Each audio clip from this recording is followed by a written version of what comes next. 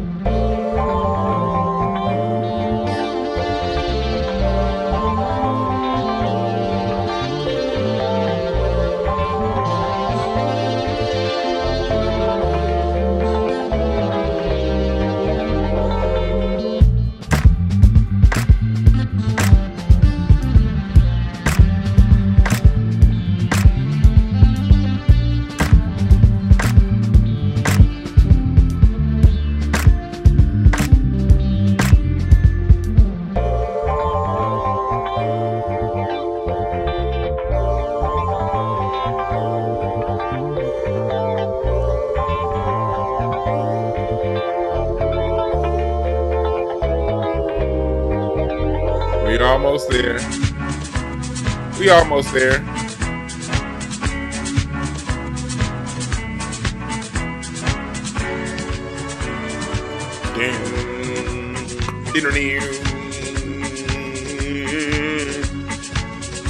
We about to get started in 1 second, y'all.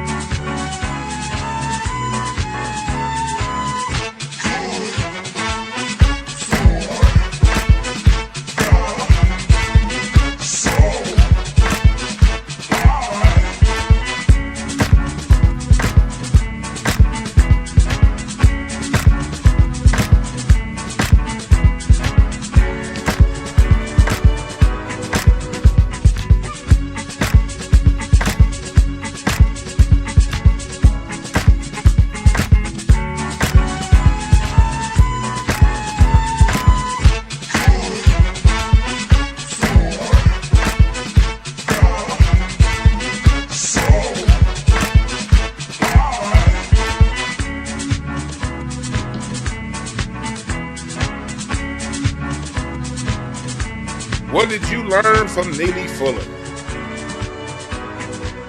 What have you learned from the great master teacher Neely Fuller? There we go. What have you learned from the great Neely Fuller? We're going to be talking about that today.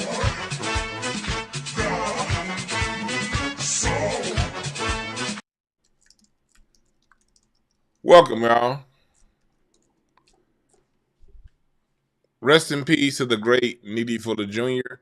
For those of you who don't know who he is, I'm going to tell you right now.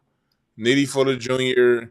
is the man that wrote the book on what racism, white supremacy is. Somebody that we don't talk about enough, including me, and all of us, because he's someone that we all got the game from Dr. Francis Cress Welsing, hell, through basically anybody that has a correct point of view on racism.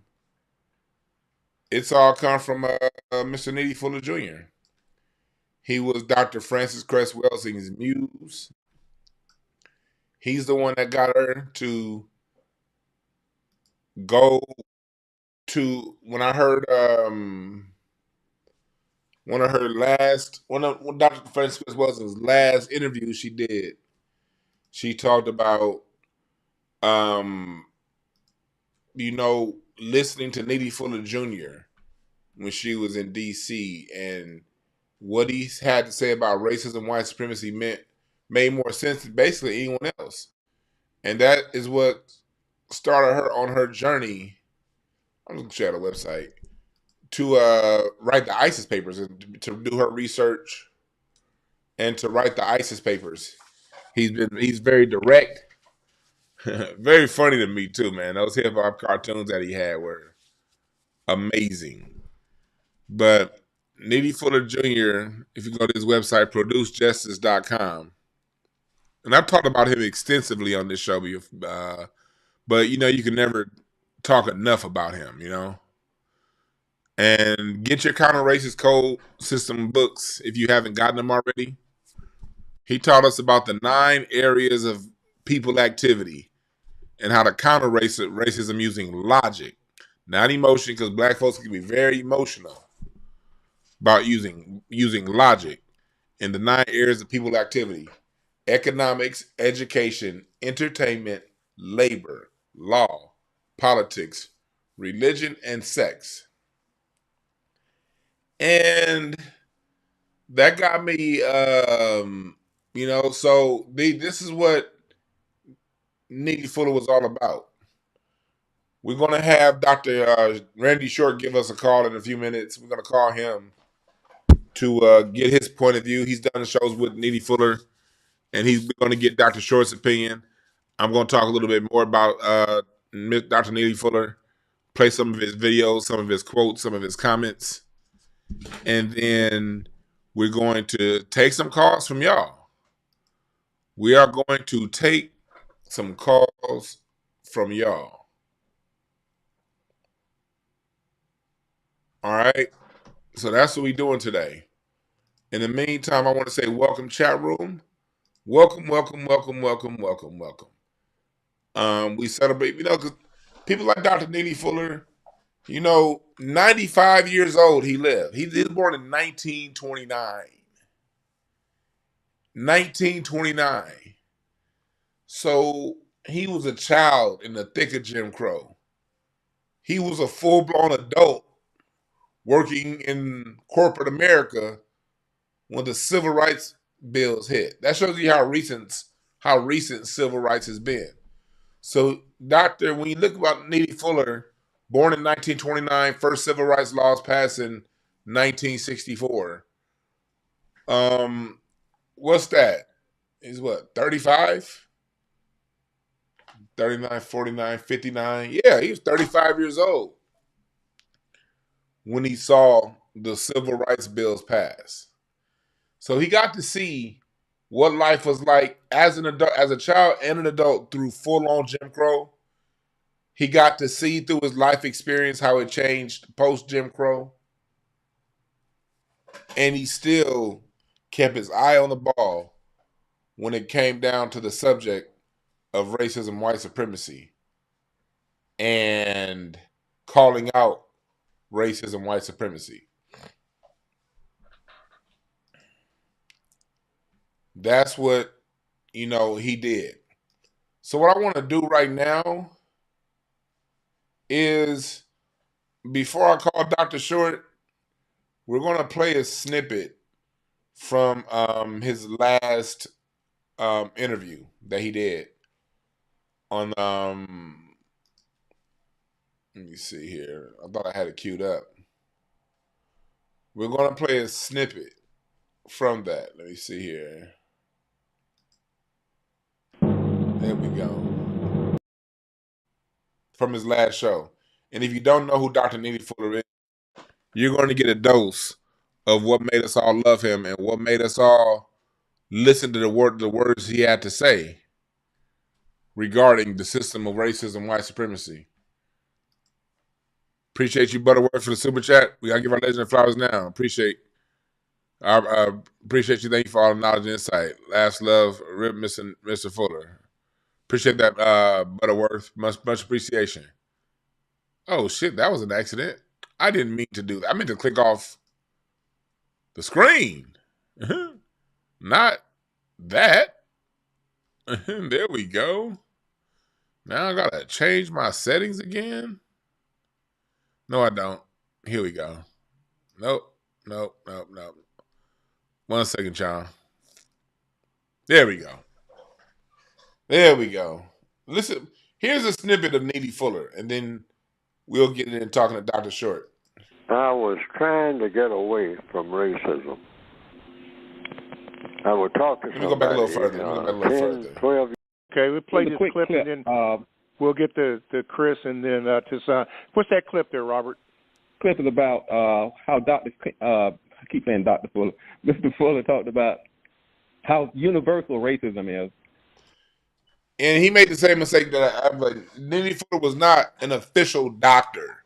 We call him Dr. Neely Fuller because he broke racism, white supremacy down like a doctor. So the community gave him that name. Neely Fuller is somebody who basically his years in the military, his years in the workforce, he just took notes. He just took notes. That's what he did for years. Stacks and stacks and stacks and stacks and stacks of notes. And he didn't put it together into a book until when, what, the 70s or the 80s? But he had well over 40 years of notes that he had before he put it all into a book. But this listen to some of his this is Dr. Neely Fuller talking about whether or not you can run from racism and white supremacy. Here you go. And that there's really no place to hide. I was trying to get away from racism. I would talk to somebody, 10, 12 years old. Certainly by the time I was 16, I was really serious about it in my mind as far as asking questions.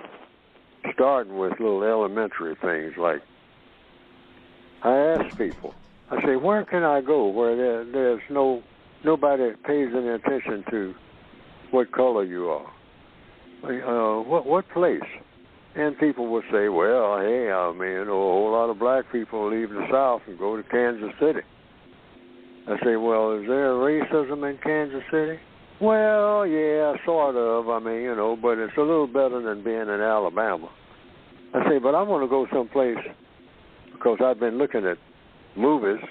By 1939, I was old enough to go to the movies on my own, and I saw movies like The Wizard of Oz, where you go skipping down the yellow brick road with Dorothy and the elves and all that, and looking for the wizard who would give me the answer to everything, and that Oz was a splendid place to be, a whole lot better than Kansas, all right?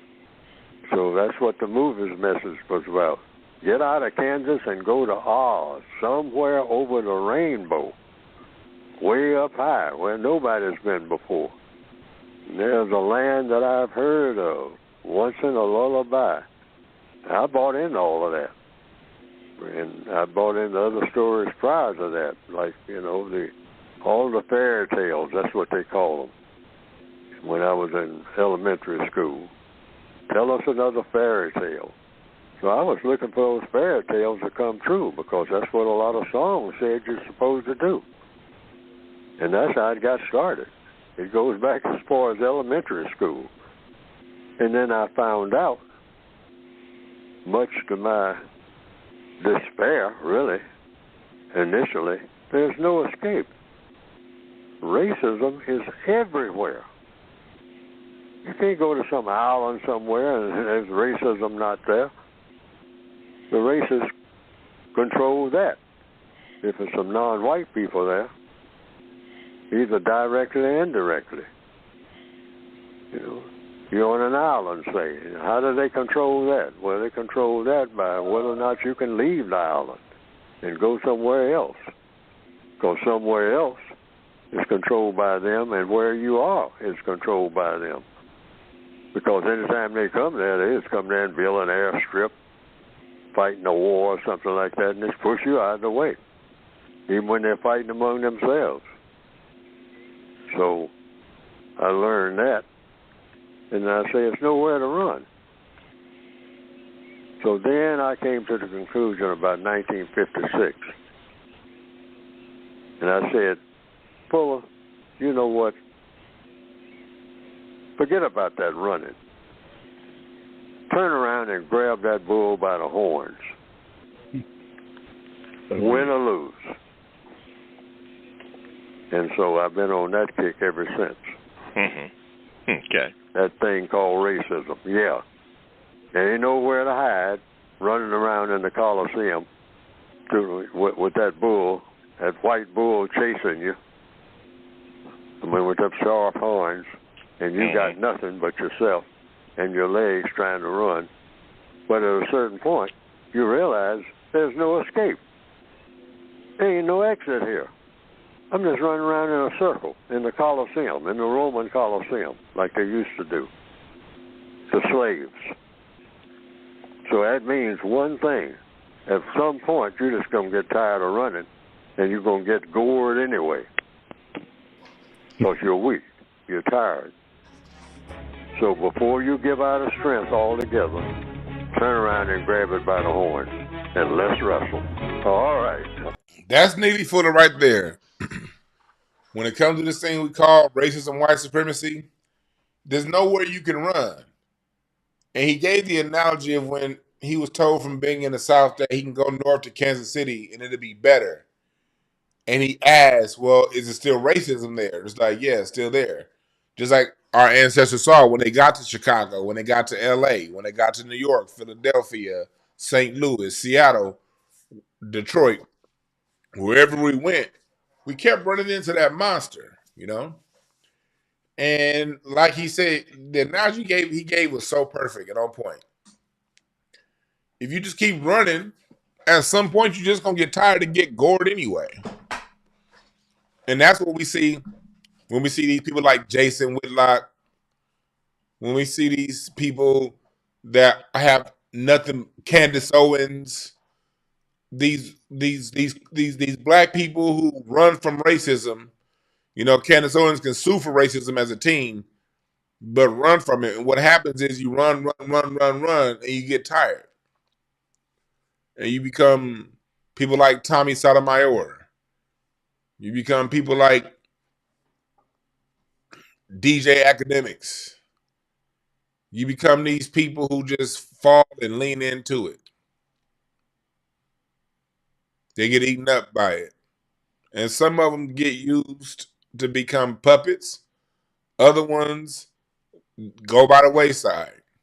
So really the only way, if you want to keep your strength, if you want to live on your feet, not on your knees, is to turn around and grab it by the horn and deal with it.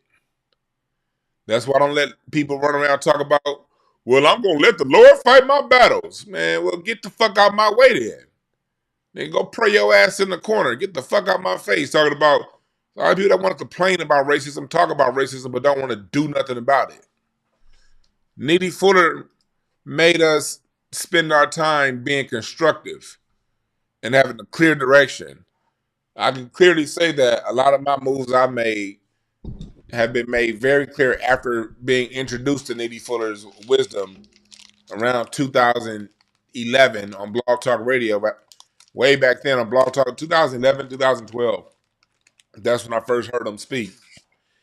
And it changed my approach in life because Dr. Neely Fuller was all about application. All you niggas that want to go around talking about something, well, racism ain't never gone in. This ain't the place for you. I don't want to hear you talk about some goddamn anything other than what you can do and what you're doing. Neely Fuller did not allow time for the bullshit. And with that being said, I got a special guest caller on the line right now. You know, your favorite, my favorite, all of our favorites, Dr. Randy Short. How's it going, Dr. Short? Oh, man, I'm like an African with the white woman. I'm great. You said like an African with a white woman. All right, Dr. Short. Dr. Short and I, we going to cut up tomorrow on Patreon because there's a lot to talk about with Elon Musk and everything. But Neely Fuller Jr. is somebody that we all love and have adoration for.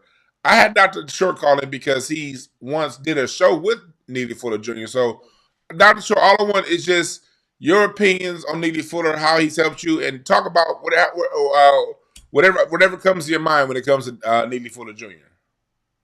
What comes to mind of Neely Fuller Jr. is keeping things real and being grounded, that there's a war against us 24/7, 365/52. And everything has to be understood. Religion, disease, economics, because of the system. So white supremacy is integral to everything. And if you don't know it, you really don't know much, right? Right. And right, if you don't know white supremacy, you don't know why the white Jesus is all over Africa, right? If you don't know white supremacy, you don't understand why the ghettos, you don't understand why there's mass incarceration, why there's so many liquor stores, why they're killer cops, why all the history books are lies, why they've got folks twerking, why we've got all, you don't understand why rich Africa's broke and broke Europe is rich. If you don't get that, you don't know much. So Neely Fuller's main thing is to instill that we can't pretend because of Obama's election or because of the civil rights movement, if it really was, and for Dr. King it was mostly up and down. There's no, affirmative action, that has not eliminated the fundamental reality that this extreme system of hatred, which is almost like a civil religion to people worldwide, unfortunately defines so much of what we deal with. And a lot of people have been running away from it. The Black conservatives, the Thomas Sowells, the post-racial, this man went out of here never, ever getting away or running away from the fact that it's because we are foundational Black Americans. It's because of this. And we have to look at things like that.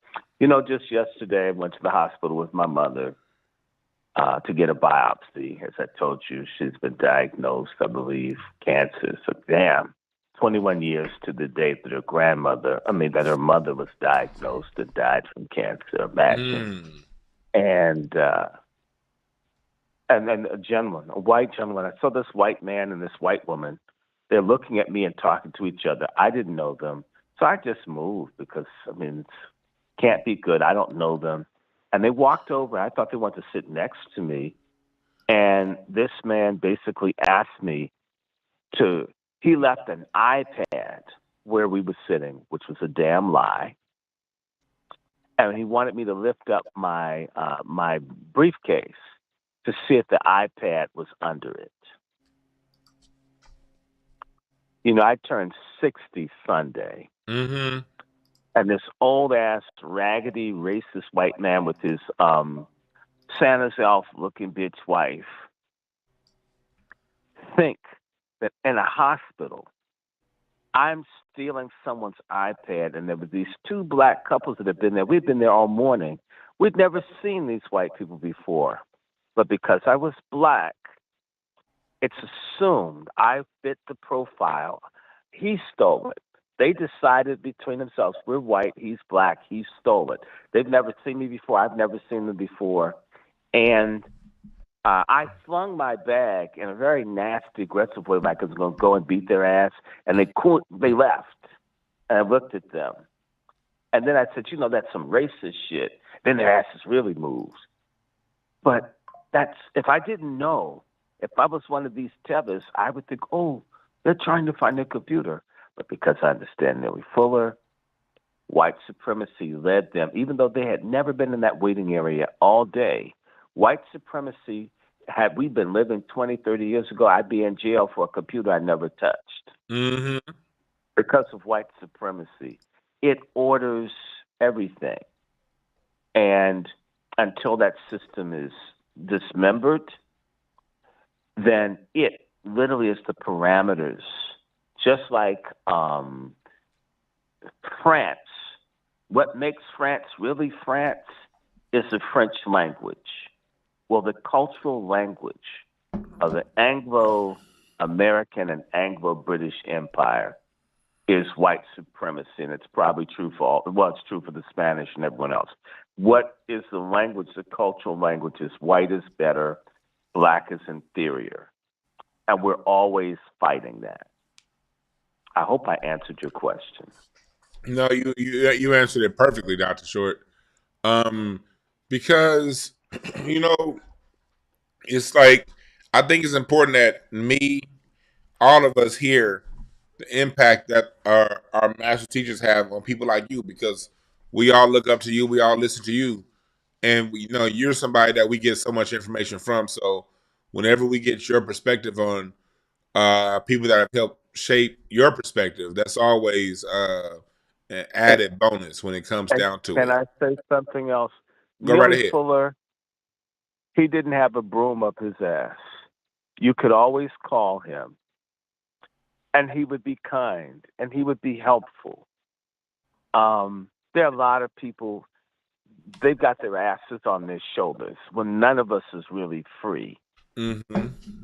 When you talk to him, it's like talking to your dad or an uncle. He never turned people away. That's what I know of him. And the sad thing is, the show I did with him, literally the guy that did the show with us committed suicide over a white wife. Is When that I'm thinking about was it that was it the channel you used to also do stuff with Judge Joe Brown on? No. Okay.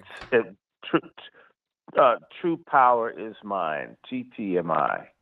Yeah. Oh no, TPI. someone else. No, they did. No, they had Judge Joe Brown and Mark from Anaheim on. That's what it was. And it was a clusterfuck, that show. That's what Yeah. it was. No. Well, Mark. But it's the same I person. don't understand. Yeah, Patrick. You said Killed it was himself. over a white woman. I'm sorry, I didn't know why. I didn't know why he killed himself. I just Yeah. You know, he's been gone for a while. If you're my friend, I don't trash friends. If you have a problem, whatever, I'm not. And in fact, I hadn't even said anything to anyone about it. It just hurts me when I think about it. But he didn't know. He did not. He wasn't exposed to Neely Fuller early enough in his life, and from the boot heel of Missouri, and got with this white woman, and she was racist. Her family was racist, and man, the thing is, the first time I met him, people think when I say white woman and such to people, they get. I mean, it's very powerful. I said white woman to him, and it's like sonar, ping. I got the white woman ping, and when he was going through a couple of years ago, he said to me, Dr. Short, my wife is white. And I said, Patrick, I knew your wife was white the first time I spoke to you. This is the guy that was on the radio show, right? Yeah, him. Yes. Okay, just making it clear. And so he said, how did you know? I said, I knew that your wife was white. I knew that your wife didn't like me. I knew your wife didn't like what you did. I knew that your wife hated the fact that you're concerned about black people. Yeah, but he says, why? It's because it's your wife. Friends don't trash wives and kids. And if I'm your brother, I pray for you. I wouldn't tell anybody else to keep my mouth shut and hope it got better. But you know what I'll just tell you, his no good wife tried to kill him with his own gun. Wow. And resisting her trying to kill him, he hit her, and I think it busted her nose. And to get him back, she made a video of her having sex with a black man, and put it up on the internet or whatever, something. And in order for this is what happened. Let's see how this white supremacy. And he was a really good brother, but he was trying to tell me he didn't love the lady. This is, dude, you don't have to try to get black props with me. You made 5 kids with her. You love her. She doesn't love you. And when you got with her, you didn't love yourself.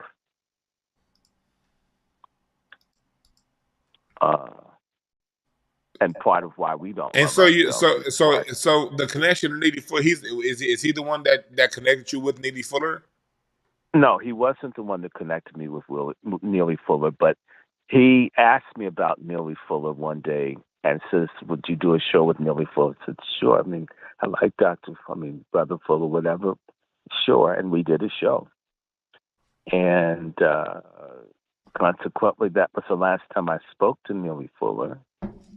But it was always cordial. I mean, it's just a good person that, you know, you meet people that are that's for real. And Neely Fuller's light skin. I mean, black people come in all flavors and shades, but real.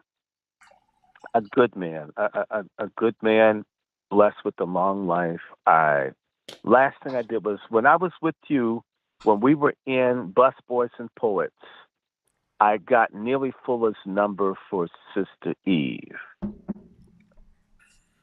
so she could talk to him, and I think they did something.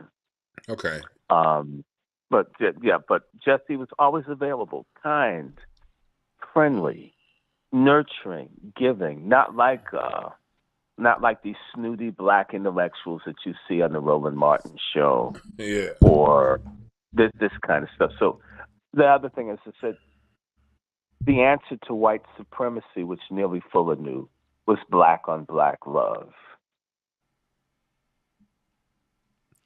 Black on black love. That's having understanding.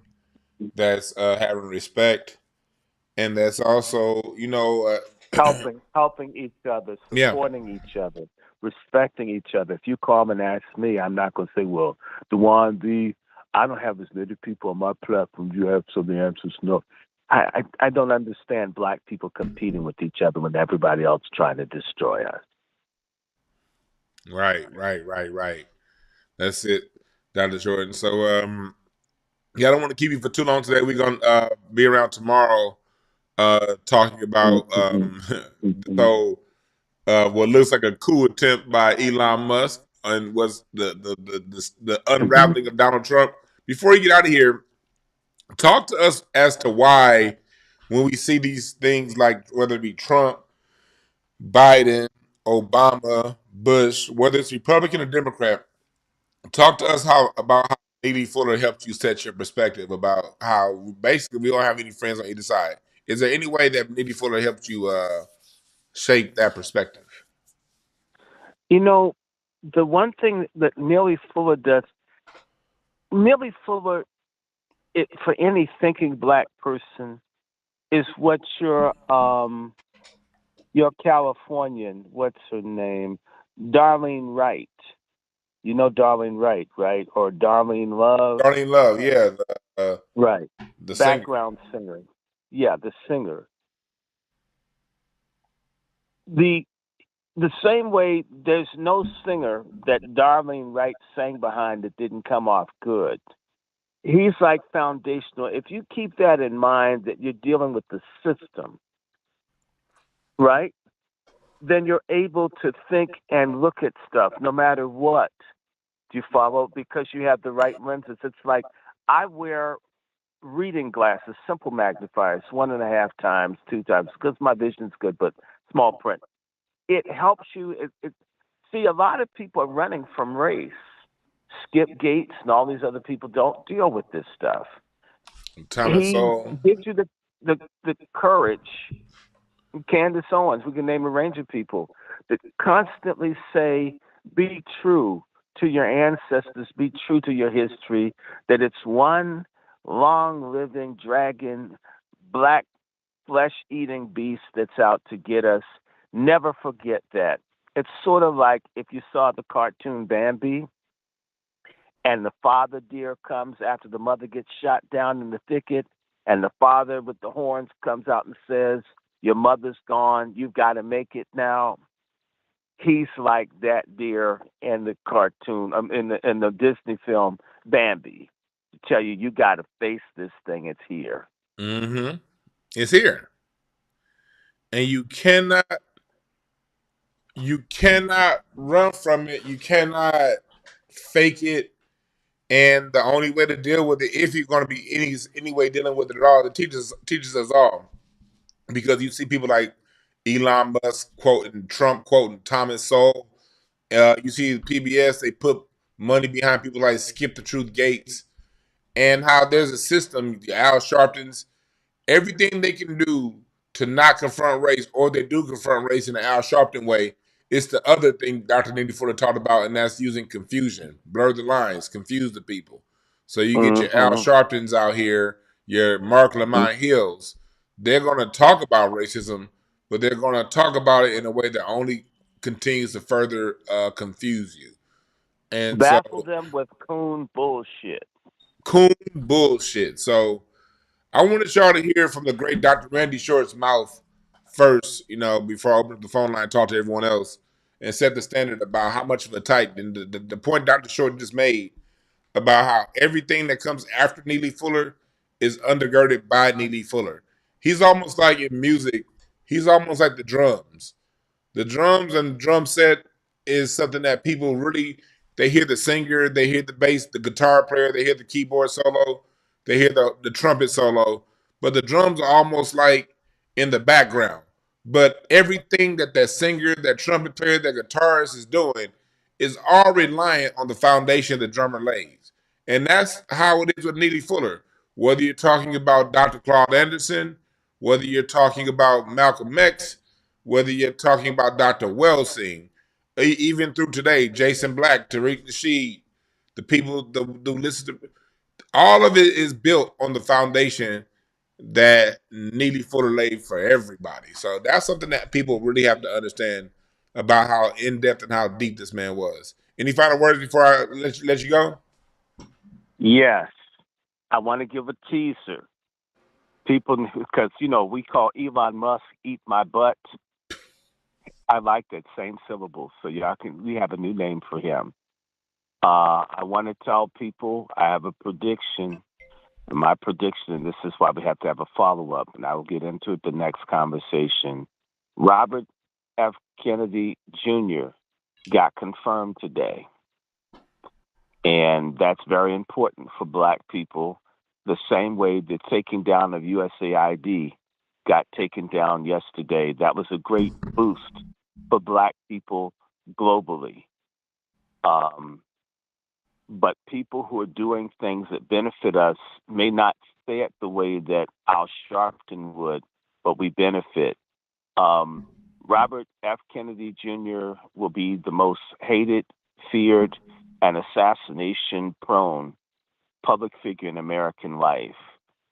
And my prediction, and we must do something about it, is that they will use Black Democratic officials, in particular in the congressional Black circuits, to destroy Robert F. Kennedy Jr. We'll pick this up tomorrow. They're gonna try to come after. I can see that. They're going to use Black people to destroy, to try to. They're going to use it. It's so sad. It's so sad. It's so disgusting. And I happen to know some of the people. It's disgusting. It's disgusting. I just got off the phone with one of Kennedy's friends, Brother Dewan B. I'm going to ask you right now. I want a kitchen cabinet. I want to get a group of Black people to support at least the open inquiry of what is happening with the health of Black people based on the pharmaceuticals, on vaccinations, etc., fluoride in the water. I would love your help. I would love your audience support. There's some very serious questions. Why we have all these dephedra centers in our community where Black people are being eaten up with renal failure. There's a range of things killing us. Mr. Kennedy wants to bring it forward. Watch your Black Boule traitor elites, Roland Martin and others, try to destroy this man. I need your help. I want a kitchen cabinet. Oh, we will be on it. Let's save the rest for tomorrow. We will be on it. Okay. So all right, brother. Tomorrow, we're going to have Dr. Randy Short on Patreon, and depending on how it goes, if we will release some of it onto YouTube. But we're going all the way there. So Dr. Short saying he wants a kitchen cabinet. That means he's talking about the people who mean what they talk about. So yes, the grassroots. we need people, you guys. Like you. Yeah, people and it's like the people. Hold on, it's the Washington. people who are on Patreon that are going to get it first, and then we're going to go ahead and release it to everybody else. As long as we don't, as long as I have to edit out, I might have to edit out a few parts because I want to let Dr. Short go tomorrow. But after if there is any editing I need to do, I'll make sure to do it after the video and put the rest on YouTube. I'll try to keep my clothes on. Okay. All right, Dr. Short. So you guys on All Patreon, right. you guys will get a time tomorrow when Dr. Short and I hammer down time. But we'll All bet right. you along Bye. tomorrow. Thank you, Dr. Short. Bless you, brother. Bye-bye. All right. That was Dr. Randy Short talking about Neely Fuller Jr. and how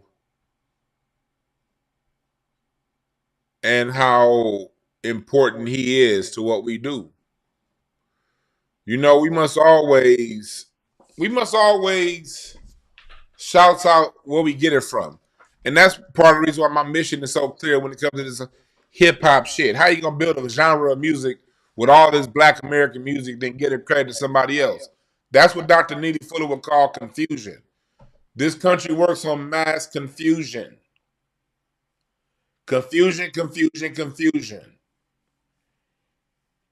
So if you want, I'm always very clear where I get the game from. Anybody who's been talking about racism, white supremacy for the last 50 years, they got some game for Neely Fuller. Make no mistake about it. And you can go right now to the shop, DewanB.com, to help support.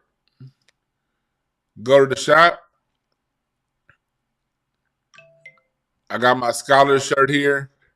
Fuller. See, he's the first person on this shirt. That's Neely Fuller's the first person I put on this shirt.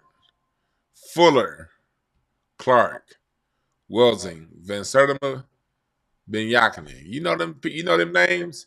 Your perspective is gonna be set well in the right direction when it comes to dealing with racism, white supremacy. So make sure that you listen to Neely Fuller. And let's go even further. Oh, we need to bomb this channel right here. Stole my goddamn interview from AJ Sanders. I'm not gonna click on their shit because they'll probably try to give me a damn copyright strike like I gave they punk asses. This channel right here took my interview with AJ and chopped it up and made her look all kinds of saying things she didn't say. So gotta watch out for these channels out here that go around taking our content. But anyway, let's go here. I'm gonna play like another video from Neely Fuller, and then we're gonna start taking some calls. Okay? Well, then we're gonna start taking some calls. Let me play a video. I like these hip hop cartoons. Go subscribe to hiphopcartoons.com. I love the way they take Neely Fuller's voice and animate it. I used to use these videos when I used to work with children to teach them, basically how racism works. Let me see one.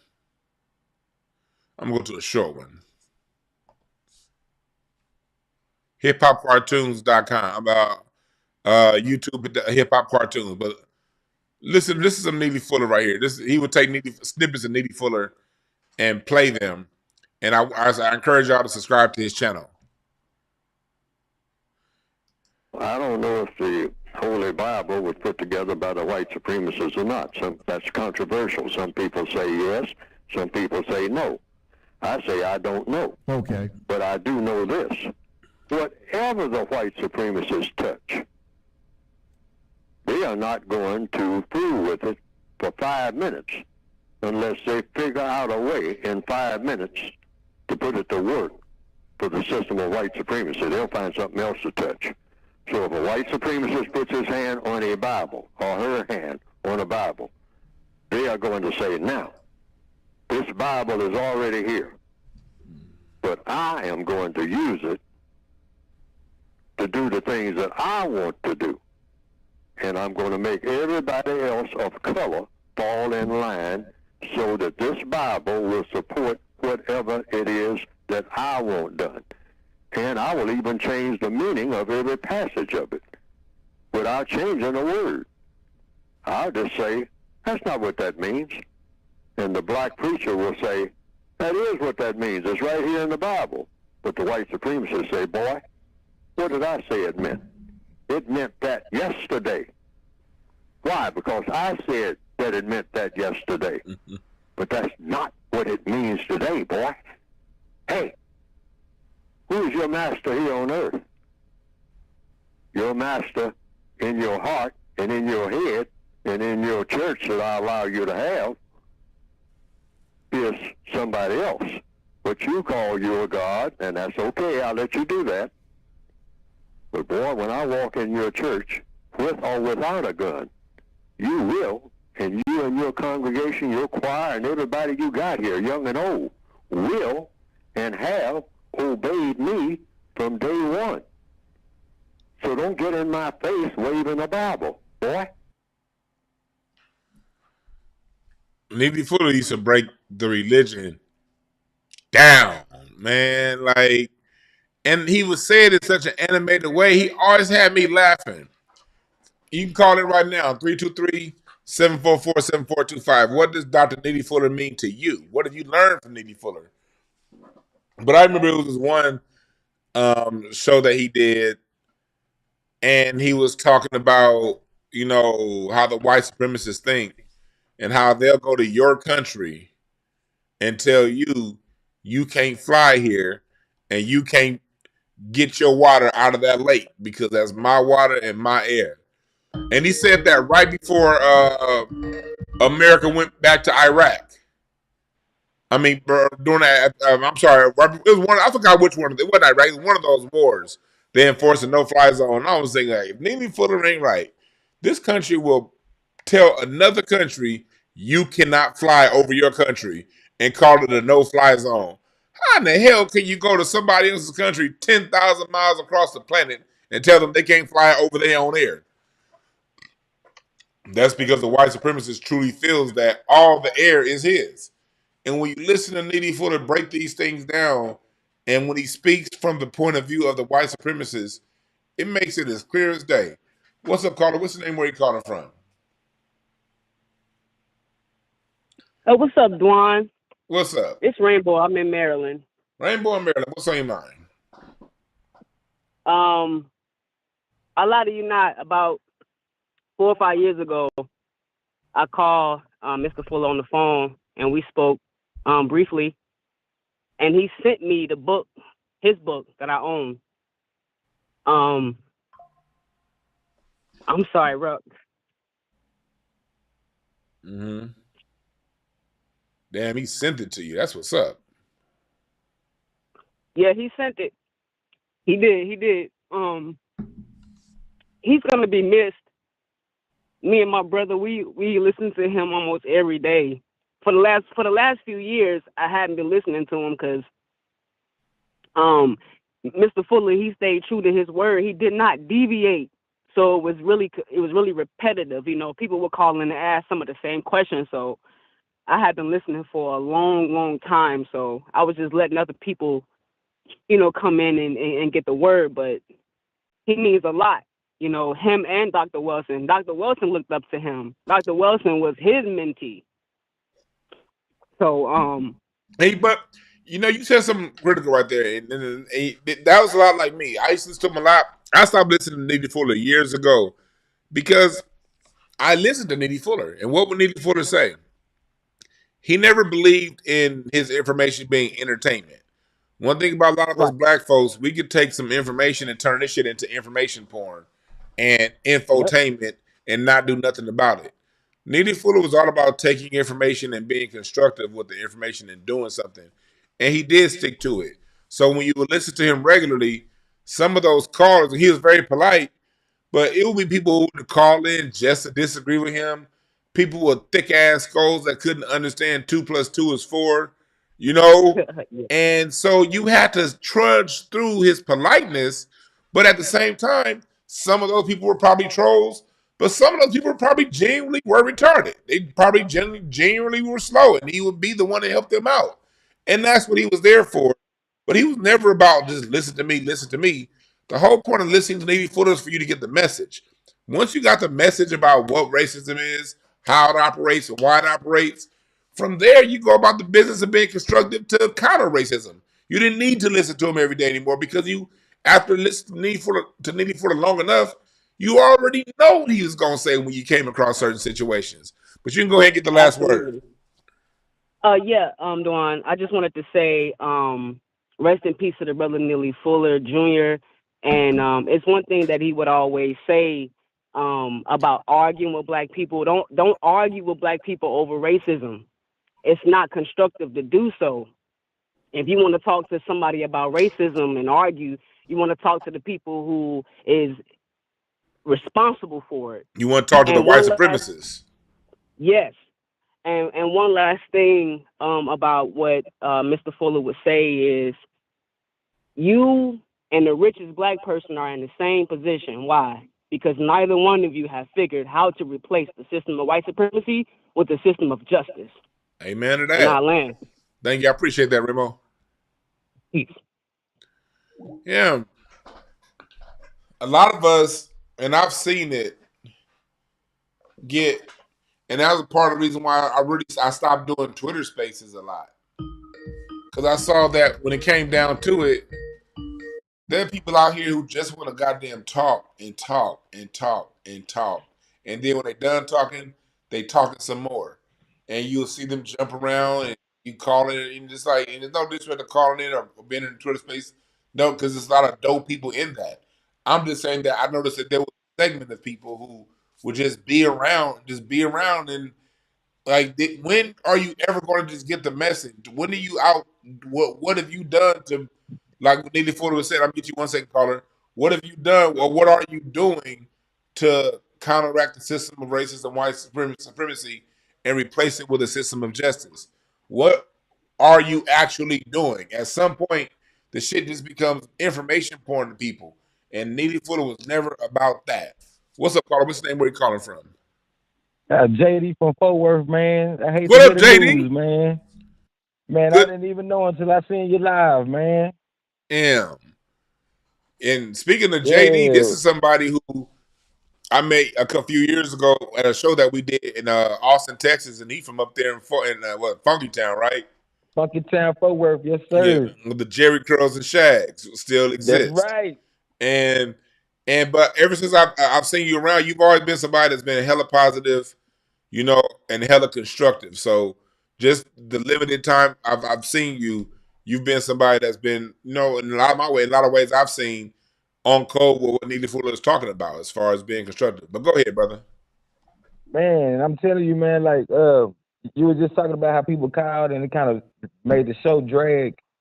And I was in special ed myself, and it made them motherfuckers seem like they was in special ed just listening to the Neely Fuller show, calling in with that stupid shit. So I knew they was like some trolls. Yeah, sometimes it'd be like, dude, he would say, be polite. Well, why do I have to be polite? And he would break it down and he would say it over and over, and they would just keep talking. And we be wanting to hear Neely Fuller just cook, man. We be sucking up that game because just like you say, he really taught me how to think. He was like, what are you gonna do? Why are you gonna do it? And then what you get constructive after you get it. And when he told me that, or when I listened to that, I ran with that for life. That's the message I got. I'm like, man, that's damn good. Yeah. And what's the constructive? Whatever I'm about to do right now, what is the constructive end result of this activity I'm doing right now? Always ask that question before you do something. You're right about that. Man. And shoot, it took me up there to where y'all was at, man. I already knew how to move around. Then especially going up to the Hidden History Museum. I'm glad I'm tapped in with you, man, for the little time we known each other, man. And I love what you're doing, and man, just keep on doing it. I know you got some more people on the phone calling, but yeah, we love us some Neely Fuller, man. I hate to hear that, man. I'm glad I got the books.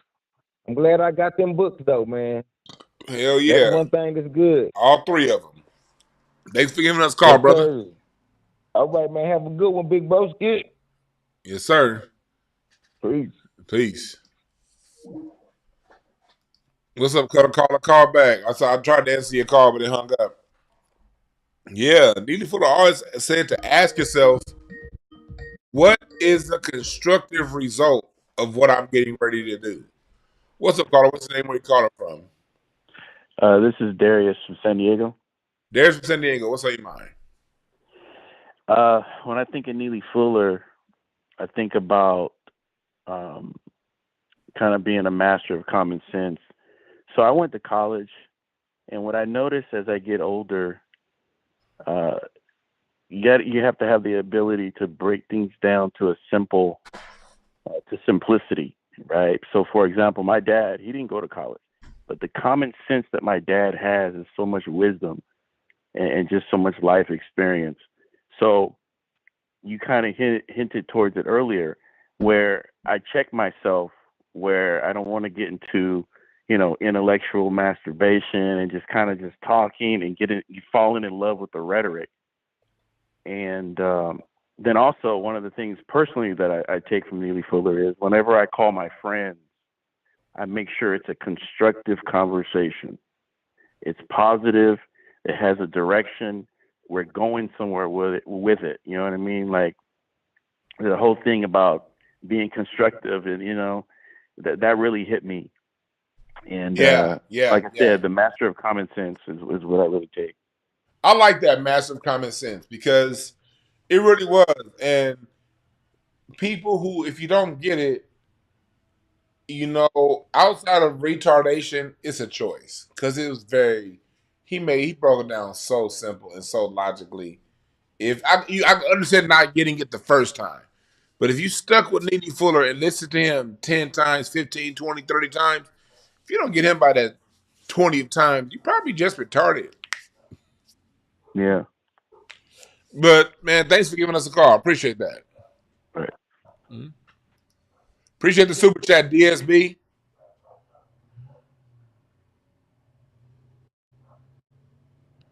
Hey, Troy, you got a lot to say in the chat room. Why don't you call in? 323-744-7425. What's the area code? Call in. Neely Fuller was talking this before Dr. Umar was born. So I don't understand why you even bringing his name up. This nigga said, and that's with respect to Dr. Umar Johnson, but if Neely Fuller died by the time Umar was born, before we heard of Umar, he still lived a long life. What's up, caller? What's your name? Where you calling from? Hey, it's Dana calling from Porter Ranch. Dana from Porter Ranch. What's on your mind? What Neely Fuller taught us, as all the master teachers have taught us, they've given us a framework.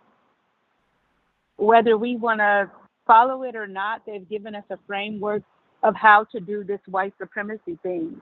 I remember listening to Neely Fuller on the Joe Madison shows. He's out of D.C., and he always came with something. Just when you thought you had learned everything from Neely Fuller, here he comes with something else. Mm-hmm. To teach us, to show us, Black people, the Congressional Black Caucus has nothing for you. Al Sharpton has nothing for you. They are your modern day lookout, or what is it? Neighborhood watch, I'll use that word, of Black people. They're the neighborhood watch of Jews, leading you into the gas chambers and the ovens, and only to find out that they're going next. So if you're following them, if you're listening to them, they don't have anything for us. As Dick Gregory Dick Gregory, Neely Fuller, and all of those, they created a blueprint for us to follow, and all we have to do is tweak it to today's time. So, Dewan, that's all I have to say. Thank you so much, and check your email. That. I appreciate it. Thank you for calling. All right. And she's right about like Joe Madison. Like, I'm glad she brought up the Joe Madison show. How Neely Fuller would call into that show. With all respect to Mr. Bobby, Mr. Bobby's a very, very, very nice person. But it got it started to get a little bit slower because, he was following Mr. Fuller's advice and to let people go. But when Neely Fuller would be on Carl Nelson, when he would be on, back when he was with Gus T. Renegade, when the show would just be moving, oh my God. It would be information galore that all help set my perspective and set perspectives on how to. Neely Fuller was really a breakdown on a how to. We understand racism exists. Okay, how do you counteract it? Step by step, he gave us answers. Step by step.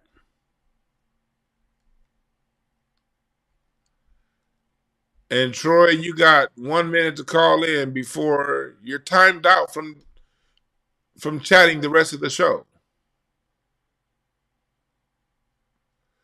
You don't get to come in here and steal the chat room without being called to the carpet so you can let us all know what you know or don't know. We'll find out. Appreciate the super chat, DSB. Much appreciated, DSB, for the super chat.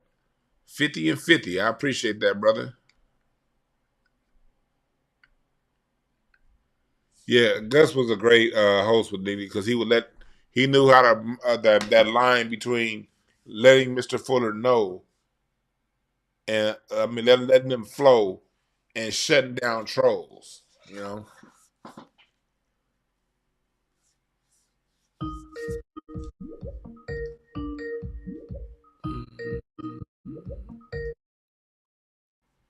What's up, caller? Caller, what's the name? Where you calling from?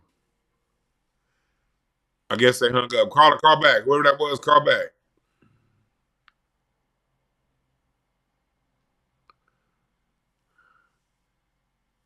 Call on back.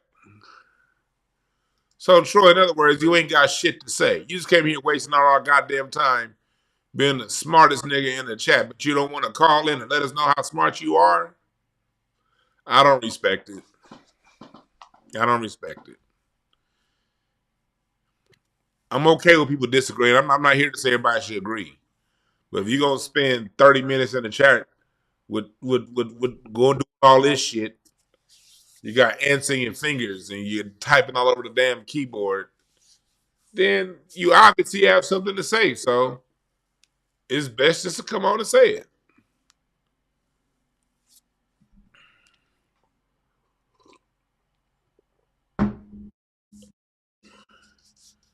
Yeah, Troy out here.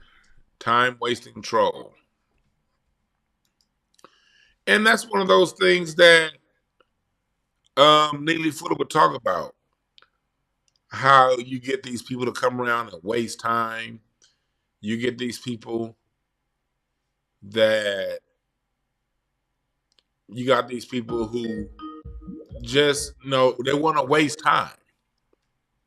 And they don't want to be constructive. You can't spend time around people who don't want to be constructive. What's up, caller? What's the name? Where you calling from? Greetings, my brother. This is Chief Eagle Eye. I'm calling from Arkansas, formerly from California. Yes, sir. Chief Eagle Eye. What's on your mind, my brother? Hey, much respect to you, my brother. I just wanted to give my honor to Dr. Fuller. Everything that he has taught me. I got both of his books, and I think I was probably one of those people, man. As soon as I heard him the first time, that's all I needed to know. Yeah. He's just like, to me, one of our greatest teachers, man.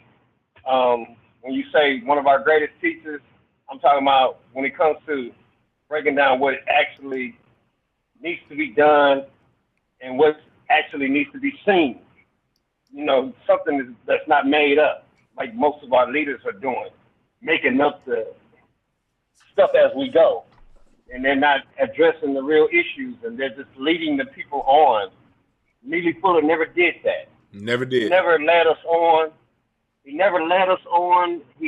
showed us exactly what they were doing to us and showed us exactly how to get out of it. I mean, it's just a tremendous blueprint. It's a great loss for us to not be able to hear him. He's definitely going to be missed, my brother. I just commend you for what you're doing right now.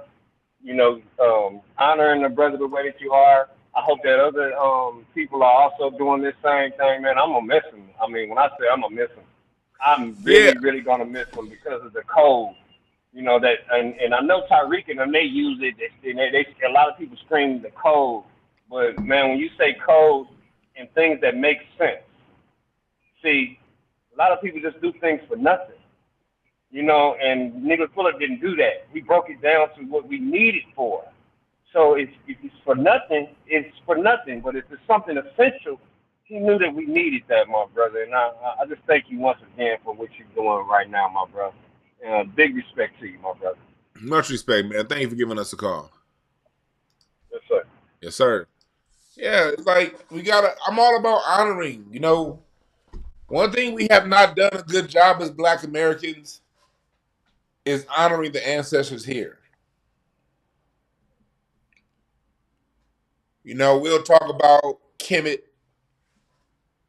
We'll talk about certain things, but we'll talk about, Dr. King, but we don't even really know who, but the majority of people don't even know who Dr. King was. And they mention his name every day. We've had so many great, powerful ancestors, whether it be inventors, musicians, scholars. We've had a lot. From J.A. Rogers to Neely Fuller to Dr. Anderson to Dr. Welsing, and the list goes on and on. Carter G. Woodson, William Leo Hansberry.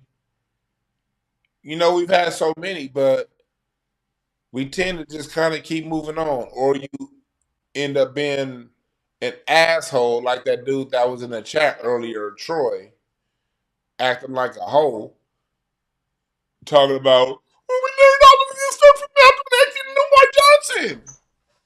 Knowledge is infinite, you dumb fuck.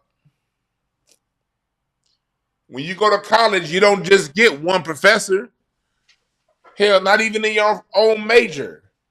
When you get to your 300 level courses, you got 5 classes in your major.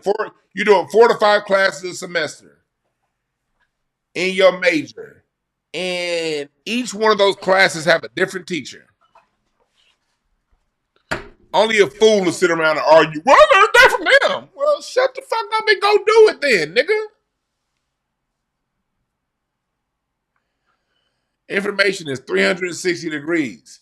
And every teacher has a small slither of information for us to take, digest, and use.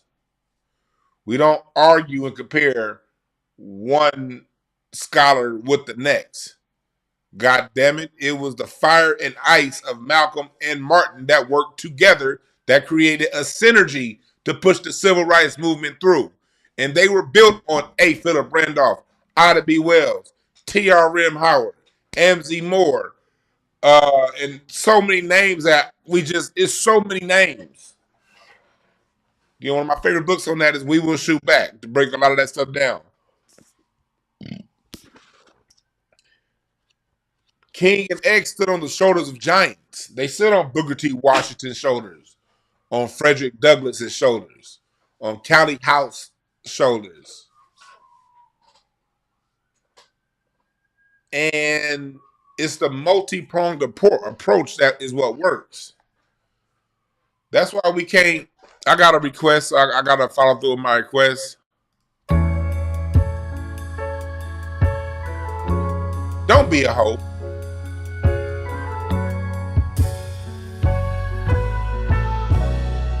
There's too many hoes out here. Nigga read one book, then all of a sudden you a scholar in everything. Nigga listen to one speech, and all of a sudden that one speech is the end all y'all of everything there is, knowledge and information. No, you dickhead. You listen to all the speeches. You read as many books as possible. You learn from as many scholars as possible. And you don't, call back. We're in prayer right now, caller. Call back after this prayer is over with. My prayer is that we leave these hoes behind as we continue through 2025. Like Dr. Neely Fuller said,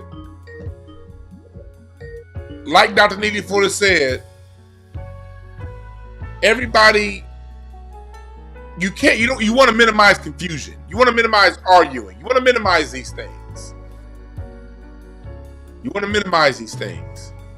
So my way of minimizing this shit is to stay away from somebody that's too fucking stupid to know that you listen to this person and that person. If you that goddamn dumb, stay the fuck away from me. It's like going to the university, you going to Harvard University and saying, well, Dr. Cowan said I didn't got to do it this way. Come on, Dr. Mitchell. What? Dr. Cowan's class, that was great. Well, nigga, I'm a different teacher with different rules and different exams and different ways and modalities of thinking. And you better learn my shit if you want to get that goddamn degree. You wouldn't do that. So don't call in, don't text in, don't talk to me doing that bullshit here. Don't be a hoe. And with that, the church says, amen. Don't be a hoe. Don't be a hoe. Don't be a hoe. All right, callers, y'all can call back now. Prayer is done. We're done with the prayer. And will the chat room say amen? Go ahead and give us a call. I couldn't interrupt my prayer, callers. My bad. My bad. We're not going to be on here too much longer. We're not going to be on here too much longer. I got a business call to make, and I got to go get a pedicure. Get my feet right.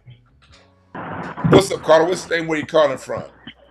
Hey, what's going on, Dewan? My name is Stephen Marcus. I'm here in L.A., and I wanted to give you your flowers, man. You great on the mic, on stage, off the stage. You're a great person.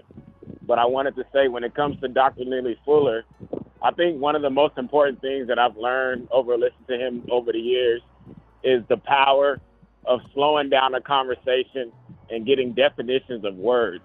He was always talking about how you have to slow down the conversation at every almost iota of point of the conversation just to get a clear understanding and some clarity brought to that. So that's all I wanted to shed light on. Rest in peace, Dr. Neely Fuller. He taught me so much more than that. And he was quite entertaining the way that he would find ways to give examples to whatever said problem that people would bring up. He was very entertaining, using movies like The Godfather as an example. You know, it was just like when he would use when Dr. Fuller said, "Just look at this white supremacy, the way we see The Godfather," and broke down the roles, who was who. He could Shawshank Redemption. It was just, man. Yeah, man. Yeah. Thanks for that, man. Thank you. Thank you for dedicating this show to him as well, and I appreciate you. And I'll see you out here in these streets, these comedy streets, man. Yes, sir, man. Thanks for calling in. Peace. Yeah, man. Like Neely Fuller, when he used a Shawshank Redemption, because that's one of my favorite movies of all time, and he used that movie Shawshank Redemption to break down how the system of waste, how we're in this prison. Hold on one second, caller. How we were in it. And he used the prison system of the Shawshank, and then use, the mind from the Morgan Freeman character versus the mind of the Tim Robbins character, Andy Dufresne. How Andy Dufresne never allowed himself to be trapped and was always thinking of a constructive thing, using his time to be constructive to dismantle the system. If you listen to him break down the Shawshank Redemption and how Andy Dufresne would use his time, his constructive time, to break out of the prison, that's probably one of the best analogies I've ever heard in my life. What's up, caller? What's your name? Where you calling from? Hey, I'm Daisy, calling from New Jersey. Daisy from New Jersey. What's on your mind? Neely Fuller taught me that history is about reviewing the mistakes so you don't repeat them again. Amen. And we got to get out of the Wakandan fantasy and really be strategic and adapt to our environment. And he's taught me so much, especially in the compensatory code, about that we spend too much time not being serious instead of being serious. You can't debate your way out of the situation. You can't sex your way out of the situation. You can't argue. You have to adapt to your environment to make it work. And until we do that, we're going to continue to be at the bottom. So you look at the history to see the mistakes that were made, and you create a strategic plan so that you don't repeat it. And we got to get to that point where we stop repeating the same mistakes and being this fantasy thinking. That's what he taught me. That's real talk about. That's creating the plan and stopping, repeating those. That's why I've always thought about history. History is it's like Dr. Fuller would say. You watch when teams play football or basketball, the first thing the coaches do after they lose is go back and review the tape and see why they lost. And that's how we need to be when it comes to the system of white racism, white supremacy. Thank you for that input. You're welcome. Have a great day. Thank you. Bye-bye. Yeah, Dr. Fuller made it plain, man, the way you just was like, okay, yeah, this is what it is. Okay. Very clear. Very clear, very concise. Y'all called at the same time, but I picked on the first one that called between the two. What's up, caller? What's his name? Where you calling from? Y'all called at the same time, but I picked on the first one that called between the two. I think they listening to me. I am listening to you. My bad. My name is Chief XLE calling from OKC. Yes, sir. From OKC. What's on your mind, brother? Man, I appreciate the space that you have going on here and honoring our master teacher, Dr. Neely Fuller. One thing that I learned from him studying his work is that if anyone wants to learn how to know how white supremacy works and operates, that person should learn how to be an expert dog handler. And I'll land there. Hey, thank you for that. Here, right. Yeah, man. This shit here, you got to be able and willing to adapt. One thing about the system of racism and white supremacy, as Neely Fuller would say, is always refining itself. The system is always adapting, and the minute the system sees where it made a mistake and sees a hole in this game, it fixes it right away. They don't waste no time fixing up their mistakes. And that's how we need to be when it comes to counteracting that. What's up, caller? What's your name? Where you calling from? Hey, what up, Dwan? This is Zone calling out of Phoenix, Arizona. Zone out of Phoenix. What's on your mind? Yeah, great show. Great topic. I just want to say that I'm not really too familiar with Dr. Neely Fuller Jr.'s works, but I will say that I have heard scholars quote things that he said, and I have heard other content creators, as well as older Black people, talk about the influence that he had on Black society. And I thought the clip that you played today was excellent. We talked about, him when he talked about escaping racism, and then he just woke up one day and decided that, he got to take the bull by the horns. If it's just him and the bull in the Coliseum, he got to take the bull by the horns. And I think that message applies heavily today, with all this the DEI stuff going on. And I think Black people in America have become too comfortable with wanting to be accepted and with trying to fit in. And I think that that analogy that he said with grabbing the bull by the horns has been something that's been missing from Black people in America for decades now. And I think that if we could just get back into a culture of being aggressive with whatever we're trying to accomplish and stop trying to be wanting to be accepted, and stop wanting handouts. I think if we got back to that culture, that nature that he was talking about in that analogy, I think that we're going to see something that we haven't seen from Black people as a whole in this country for a long time. So I think that now is a perfect time to readjust and, get back in that mode. And, we don't have no excuse not to be grabbing that bull by the horns at this time. We have no excuse, and it's now or never. And I'm going to land my plane. Much appreciated, brother. Thanks for giving us a call. Peace. Like you said, we have no excuse for not grabbing the bull by the horns. We just left a Biden administration that didn't do shit for us. As a matter of fact, that DEI stuff put us further behind the 8 ball. we're in a Trump administration that's not going to do for us. You got Elon Musk literally look like he's trying to stage a goddamn coup just from the moves he making. We got to turn around and face this thing. Ain't no Jason Whitlock in this. You know, I wish brothers like Charleston White, brothers like Kwame Brown, I wish they would get in tune with Neely Fuller. Because these are the ones you see going around repeating. It's like too many black people going around repeating, it ain't about racism, it's about economics. It ain't about... We live in a world where information is 360. You cannot say something ain't something.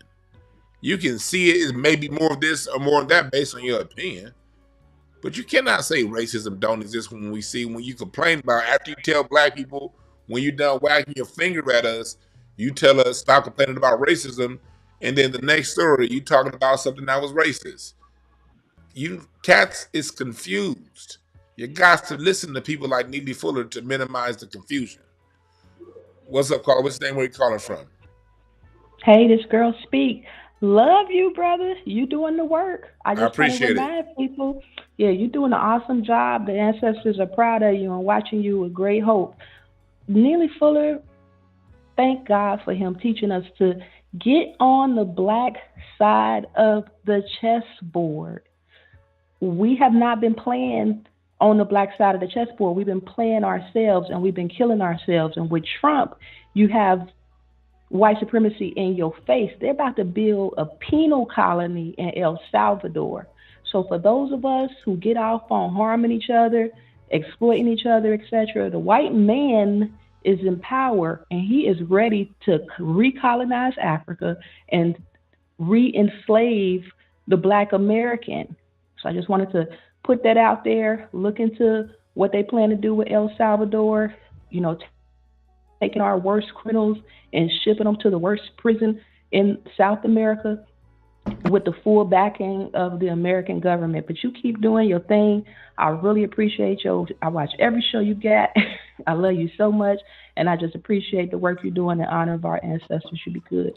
Much appreciated. I appreciate you for calling in. Appreciate you for listening also. Thank you. Yeah. The phone number is working, 323-744-7425. Kenny, I appreciate the super chat. I mean, the cash app. Much appreciated. What's up, caller? What's the name? Where you calling from?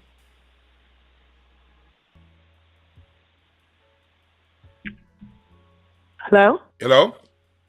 Hi, how are you doing? I'm good. How you doing? I'm doing fine. I'm watching your show live. I just want to give my flowers to Dr. Neely Fuller Jr. One of the best scholars, black scholars we known. It's just like we have to honor him. We have to honor all our ancestors. That's important to me. I know as well as important to you. But what I'm calling is that we have to understand our young people need to learn about our ancestors, how they fought so hard for us. Our young people don't know. Our children are who 21, 22 don't know about him. So how do we as parents tell our young people to learn about who we are? It's just everybody wants to be inclusive with everybody else's group or not knowing our history. They don't know it. No matter how many times you beat it in the head, they don't know it or don't want to know it. I asked a class full of children, young adults, what was a plantation? None of them knew. And I just sank. Yeah. What we have to do is introduce it to them, tell them about it, but walk that line between beating them in the head, because when you beat them in the head, that's when they start to reject it. Put it out there, casually quote, Neely Fuller, casually quote Dr. Welsing when you're making a point. You know what I mean? Just sort of casually do these things that way. At some point, it starts to sink in, and because what happens is they're having their own childhood experiences, but at some point they're going to have a real life situation, And right. at that point is when the nuggets that you've been dropping leading up to that point are going to start to make sense to them. They're going to be able to go back and see what it is. You're absolutely right. You're absolutely right. And I thank you Patience. for your advice. Thank you so much. And you have a blessed one, okay? Thank you. Thank you. You have a good one. Bye-bye. Bye-bye.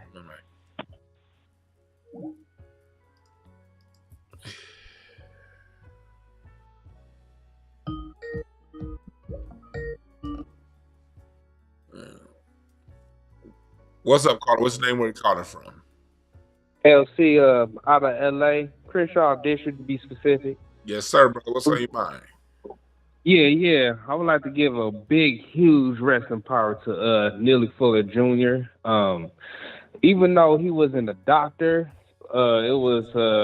it's kind of excited to know that Dr. Wilson was his understudy, and I started listening to his speeches like years ago on YouTube through hip hop cartoons. Yeah, hip hop cartoons does a great job. Yes, because he would actually give you a whole visual about what Neely Fuller will be talking about. You know, and Neely Fuller was always about replacing the system of white supremacy and with justice, with a system of justice, and that always stood out to me because the way he would talk and the way he would break things down, even a little kid could grasp it. You know what I'm saying? Real talk. And it was a good thing what you told the last caller too, that when you talk to children, just gradually quote Dr. Wilson or Neely Fuller, and that's good because it will get into the psyche of those children, and then when they really become of age and step out to the real world and start having the minds of their own, they will always reflect everything the teacher said about Neely Fuller or Dr. Cress Wilson, and then information will eventually be even more accessible, more than now, because everything, technology is advancing. So kids, when they come of age, little kids now, when they come of age, they'll really be on to the YouTubes and all the internets and the TikToks where you can get information just real fast just by typing in Neely Fuller's name. Then you'll get all these videos, and then it'll be like binge watching, because that's what I eventually ended up doing. So yeah, you can easily binge watch Neely Fuller, man, all day. Yeah. So that's what I did, and that's what I wanted to do. Give a huge rest in power. He lived a good, long, fruitful life, and he was always learning. Like he always, when somebody asked him how is he doing, like the host Bobby asked him like, how you doing? He was like, I'm still learning. Right, man. Yeah. Thanks for giving us a call, my brother. Righteous. Yes, sir. Yeah, he'd always say that. I'm still learning. Well, I guess, Neely Fuller was still learning all the way for 95 years. That man was still learning. What does that tell the rest of us? If he could be 95 years old and still learning, what does that mean?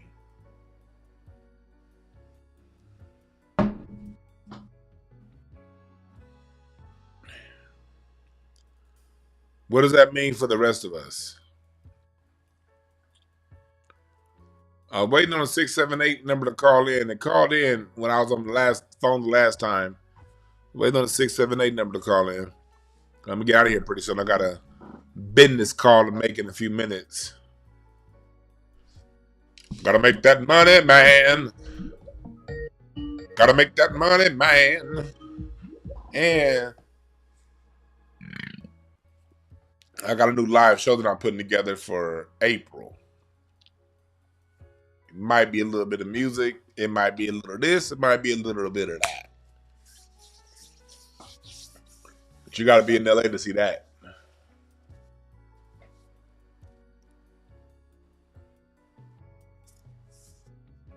Yeah. Wait for that one last call. If they don't call back 417, you can call back. Oh, here's it right here. What's up, caller? What's his name? Where you calling from? Hey, what up, Juan? It's Remy from Atlanta. Read me in the chat. What's on your mind? Hmm. I said, read me in the chat. What's on your mind? Yeah, I just wanted to say real quick about, first of all, rest in peace to our brother Neely Fuller Jr. But second, I want to ask you something. Now, for the people that you see, I'm not going to name any names on YouTube or other platforms that put out the knowledge, right? They have it, but then, and this is not a knock to nobody, but it's always something included. Like if I'm gonna get this game, but hey, go buy my deodorant. Hey, I'm gonna get this game, go grab my merch. Hey, I'm gonna get, before we had any of that, it was people like Neely Fuller, Francis Cresswell thing, and others, so on and so forth, that did it for the love of the community, for the love of the people. It didn't have a financial aspect to it. If they got anything, that was just gravy. But I mean, what do you think about that now? You got to think about context. You have to think context. Okay. Let's now Neely Fuller. I think he retired in like in the 80s. So Neely Fuller had an Air Force pension, and he had a pension from his job that he worked for years. So what he did was, if you notice, he didn't give you his book for free. You still had to buy it. Well, right. And so you're dealing. Hold on one second. Let me answer the question. You're dealing with a retired person who was doing this long before the internet. When you're dealing with Dr. Francis Cresswell Singh, no, she didn't necessarily ask for money, but this is a woman who the last few years of her life was catching hell from Howard University and gentrification going on in DC. I remember. And she needed our help. But Black America, not all, too many Black Americans, and Neely Fuller will talk about this. We want what we need for free, and we buy what we want to do have for fun. We think our money is supposed to be for fun, not for advancement. When you look at like I'm an alma mater at Cal State Northridge. I'm an alumnus, but in order I'm sorry, I'm talking back. I'm not an alum. I graduated, but I'm not an official alumni. Why? Because I didn't send them any damn money. If you want to be an alumni, you got to send money. And everywhere in this country, if you want to be taken serious, you have to speak with your money, black, white, and no indifference. So people have things to sell because regardless of what's going on, people still have bills to pay. And there's one thing you cannot get back is time. So if people are giving their time to give you information, it's only, it's okay that they ask for something. Now it's your choice whether you purchase or not. But if they're giving you time to ask you to purchase something that you may or may not want, to me, is not too big of an ask. Now you can go. It does, like you said, it does go back to content. It does go back to content, and maybe I should have put that in context as to what I was saying about not the people that you're referring to. Okay, not like you or others like yourself, not them. Because if you're pouring into me, and I may not have a whole lot, but if you're pouring into me, I will pay. I will spend. I will donate. It's the ones I'm saying that try to be on that same wave, the ones that I think you said earlier read like one book, and all of a sudden now they're scholars, now they're the greatest so-and-so online, and they're the such and such, and they got so-and-so university, this course and that course, and those are the people I'm referring to. Now, if you're pouring into me, that's different. And I hear what you're saying, because at the end of the day, look, I'm not going to lie and sit here and say that they're not hustlers. There are definitely hustlers out there. It's going to be you got Hotep hustlers. You got people who hustle timeshares. Yeah. You got people who hustle Herbalife. You got people who, no matter what the environment, when I used to coach basketball, you got people who hustle basketball programs. Bring your kid here, spend $10,000, we'll get them to the NBA. No matter what arena you go to, you going to have to deal with hustlers. So let the hustlers hustle. Hustlers hustle. If you identify somebody, if you feel that they're hustling, I say do what Neely Fuller say. Because there's people out there who I know are hustling. I just don't give them any attention. Let me focus on those who I feel aren't. And still, even with me, the people I listen to, I don't buy 90% of what they selling because what they're selling may not be for me. But if they're selling something that, okay, I can use that, I'm buying it. And then sometimes someone impresses me so much, I'm going to buy something I don't need just to support that person. Like I follow some Patreons. I got some people on. I got like 5. I'm subscribed to like 5 Patreons that I don't even watch. But I'm on their Patreon so I can put something in their pocket because I know they doing good work. Even though I may not watch most of their videos. You see what I'm saying? So, yeah, so, it could be, it's context and, it can be a little confusing. So I respect you for giving us a call in and clarifying your thoughts because it's a lot of people out there that's thinking exactly what you're thinking. So you just voiced it for a lot of other people too. So I appreciate that. All right, Juan. Thank you so much. I appreciate you. No problem. You have a good one. All right. You too.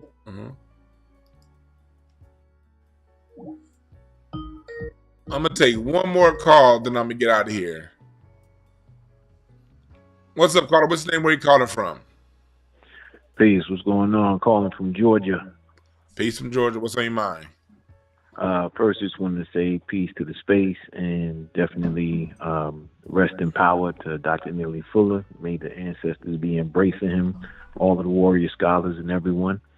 I definitely wanted to speak in the same vein as certain people who are spreading the information, but, may also be having other endeavors within that. I look at it the same way people look at Public Enemy. You have Chuck D, who's spitting the actual factual, but then you have Flavor Flav that's attracting certain people that only he is going to get their attention for. And there are certain people that play in different lanes to attract the different people. The important thing to me is that the information is getting out there. And what's more is that what are we going to do with this information? Because a lot of us, this is the age of information, age of Aquarius. A lot of us are just consuming it and getting this feel-good stuff. But how many of us are really doing the work? Because I've seen, the same person selling deodorant get his house rushed by the feds. You know what I'm saying? And put some paper up for Dr. Francis Cresswell saying funeral. There are a lot of scholars out here, especially a few in Georgia, that have put their life out there. People like Bobby Henney, different people out there who ain't nobody checking on them. You know what I'm saying? Some of them that put their life on the line to spread certain information and they ain't got a pot to piss in. So, if all they could do is give a lecture and share something or ask for a little bit of a collection or whatever, we giving more money to people that don't give a damn about us. That was one of the things that depressed me with the whole election thing. And people were talking about, contributions and where you're sending your money to. Even with Snoop and, the other brothers that performed at the inauguration, people were mad at them. But let me ask everyone this. What kind of sneakers you wearing? What telephones you buying? What kind of computer do you have? Because everything that you purchase is going toward a super PAC that puts somebody in office that you probably don't like. Real talk, my brother. Let's support each other. You know what I mean? Black dollars is black power. I mean, we done been through so much. We know how to spot a hustler. You know what I'm saying? How to spot a hustler and identify the hustler and move on, man. Right. Thanks for giving us a call, my brother. Absolutely. Appreciate you. Peace. Yes, sir. Thank you.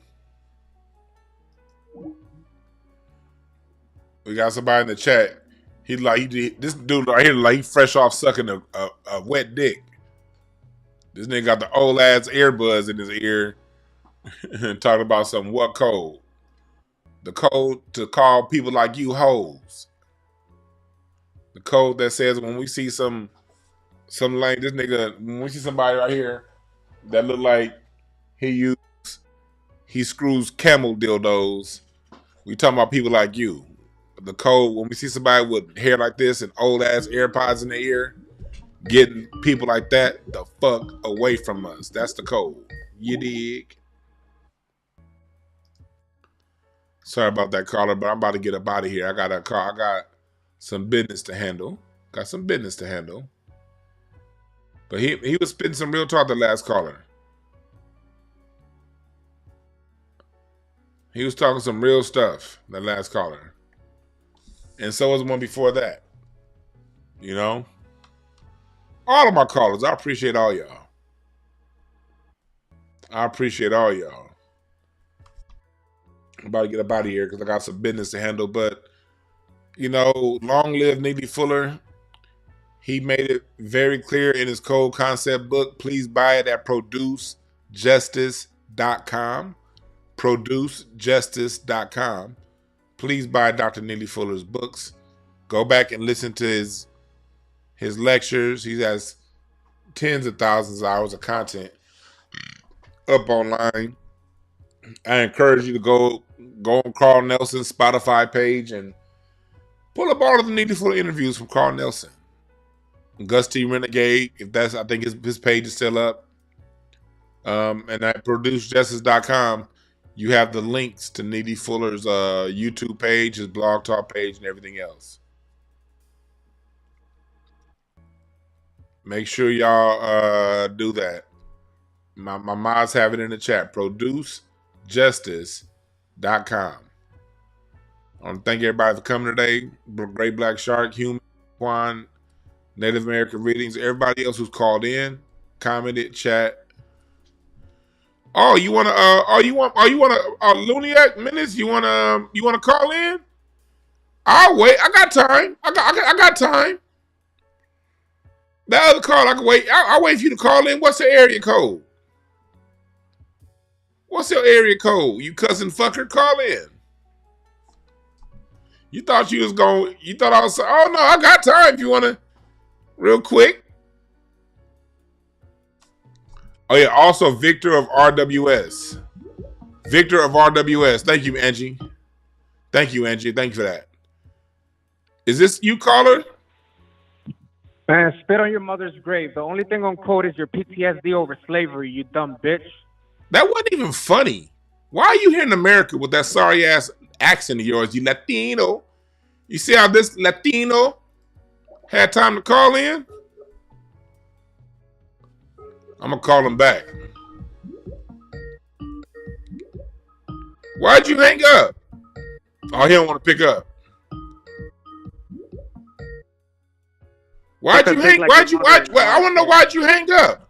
You look like a mound of dog shit. Why'd you hang up? No, I'm calling you back. You called me. Let me call him again. Let's keep calling him. Till he sits down and talks like a man. Let's keep calling the dude till he talks to us like a man. Come on.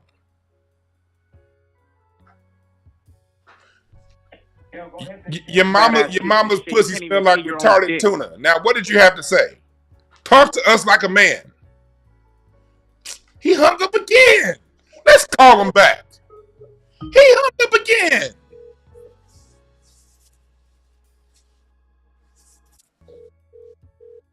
He hung up again.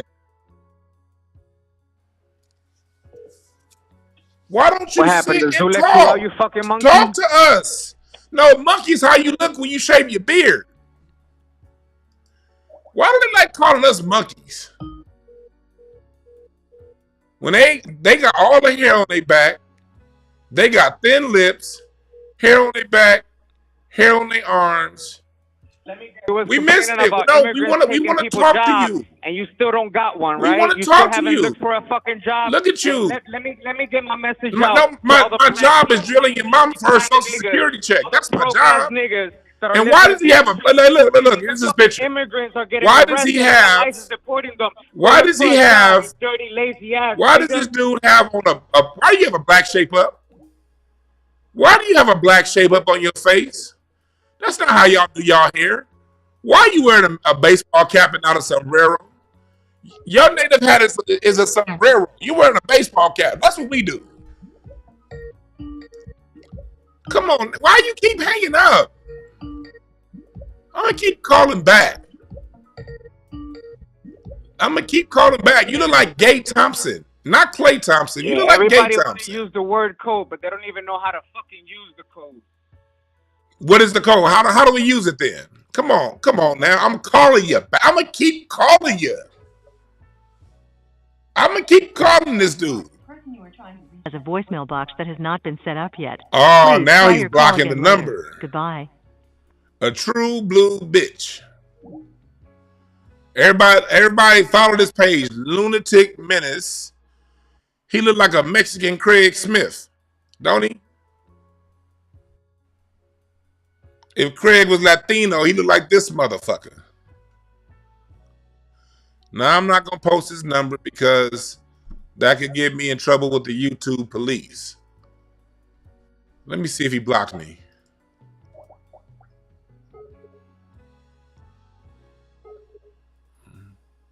I'm sorry, the person you were trying This nigga said, if I owe you something, yet. get it from Please Jesus. try your call again later. Oh, he got us blocked. Let me try one more time. I got time for this. I'm sorry, the person you were trying to reach. I got time for this. I'm sorry, the person you were trying to reach. Oh, see that's little dick energy right there. You wanted to start some shit. Now you don't want to answer your phone. My God. My God. My God. My ancestors fought for your sorry ass mama to come over here up under that bird across the Rio Grande River, and this how you treat us?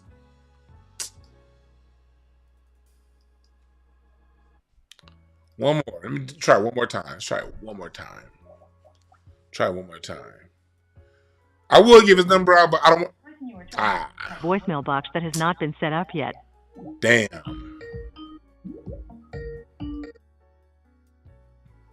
Damn. Is this you? Hello? Is this that caller? No, it ain't him. No, it's the Dewan B. You can hear me, Dewan? Make it quick, because I'm about to sign off. Real quick, man. I love you. You are a FBA hero, one of our greatest music historians. I'm such a fan of yours. Baltimore, Maryland, bro. Love you. We love you, shorty. You hear me? Much love, Baltimore. All right, bro. Thanks for giving us a call. Yeah.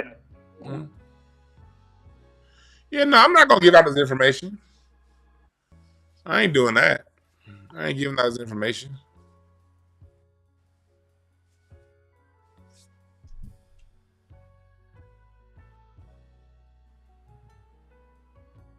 I am not going to give out this information. Nope.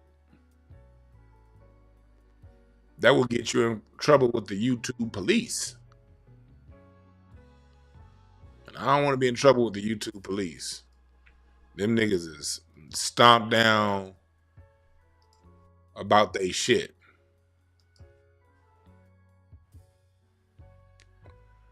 Yeah, he did call from the cell phone. But I like having a little bit of fun. You know, Neely Fuller says minimize confusion, minimize, we all do our best. I'm not all the way there yet. I'm there with Neely Fuller most of the way, but when he says don't talk about people and don't clown, that's the part where Neely Fuller and I kind of part ways. I may mature and get older at some point, but I ain't there yet, Miss Dr. Fuller. I'm on code when it comes to most of the other things. But the whole part about not saying bad things or not cussing people out, I'm not there yet, Mr. Fuller. One day maybe I will get there.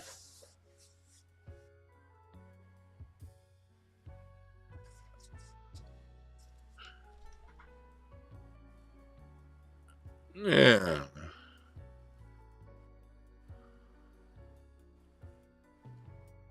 Right. You dig? Now I'm not gonna do what other people do on their channel with people's phone numbers. Some of them other channels got their own goddamn other legal issues that they dealing with that I don't fuck with. So I'm staying away from all that. I'm saying out the drama. I just wanted to call him back. All right. But I got to make this call, y'all.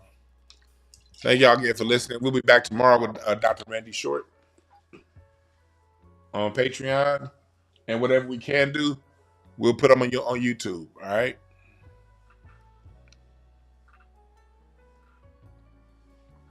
All right. I want to thank y'all for listening. Remember, there are no perfect messengers. Only perfect messages for those willing to pick up the game. All right? We out.